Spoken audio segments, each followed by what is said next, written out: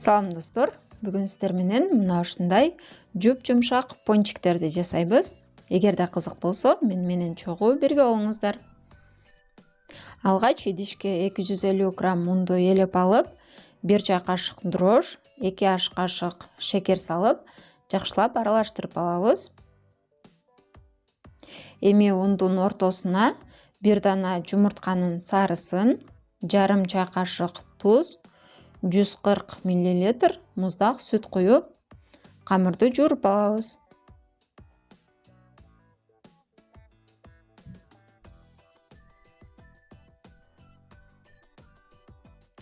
Камыр өтө жумшак да, катуу да эмес, орточо камыр болот. Эми буга 30 грамм бөлмө температурасында эритилген каймак майды кошуп, май толугу менен камырга сиңип кеткенче дагы жакшылап ийилеп жууруп алабыз. Эгерде камыр өтө эле жумшап кетсе, бир аз un кошуп ийсеңиздер болот.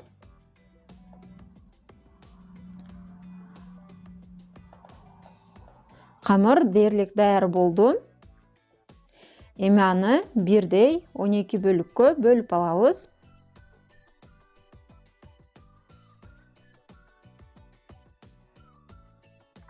Эми мунун баарын жакшылап тоголоктоп, тактайга тизип алабыз.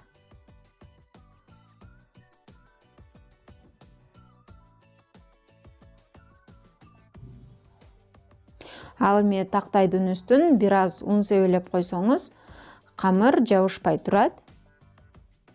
Эми аны 15 мүнөткө үстүн целлофан менен жаап турабыз. 15 мүнөт өткөн соң ар бир камырды алып, унга бөлөп,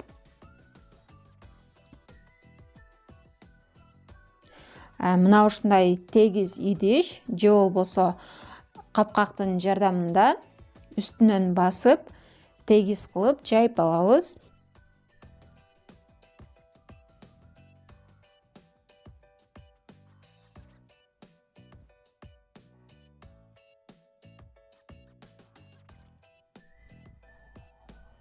Эми анын ортосун кичинекей капкактын жардамында кесип алып салабыз.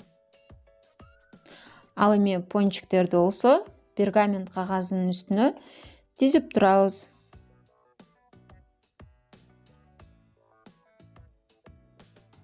Эми пончиктердин үстүн целлофан менен жаап, дагы 30-40 мүнөткө эс алдырабыз.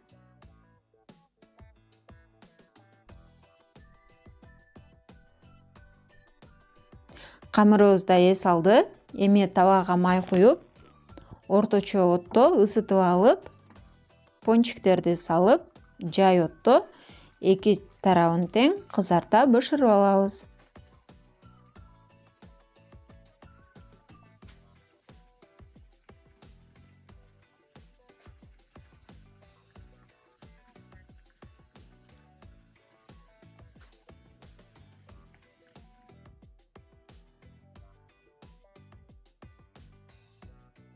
Бир тарабы болжол менен 2-3 мүнөттө даяр болот.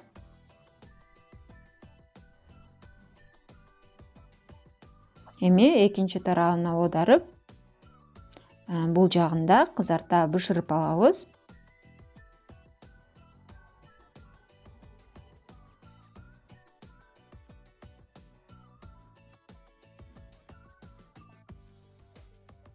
Пончиктер даяр болду.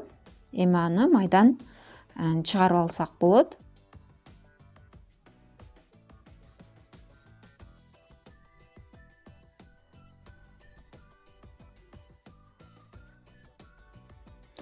Эми майды ысытпай эле дароо кийинки пончиктерди сала берсек болот. Пончиктер ысык кезинде мына ушундай кум шекерге же болбосо шекер упасына бөлөп алсаңыздар болот.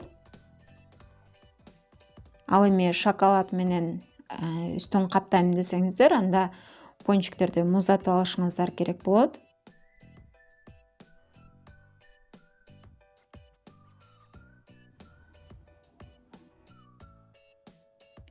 Ушуну менен биздин эң жумшак, назик, оозду эрий турган пончиктерибиз даяр болду достор. Сиздер да сөзсүз жасап көрүңүздөр. Сиздерге да жагат деген ойдомун. Ал эми бул видео сиздерге пайдалуу болгон болсо, каналыма катталып, лайк басып, ой пикириңиздерди комментарийге жазып калтырсаңыздар болот.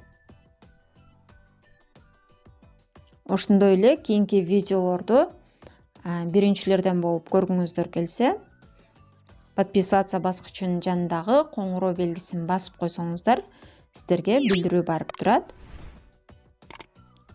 Кийинки видеолордон көрүшкөнчө саламатта калыңыздар.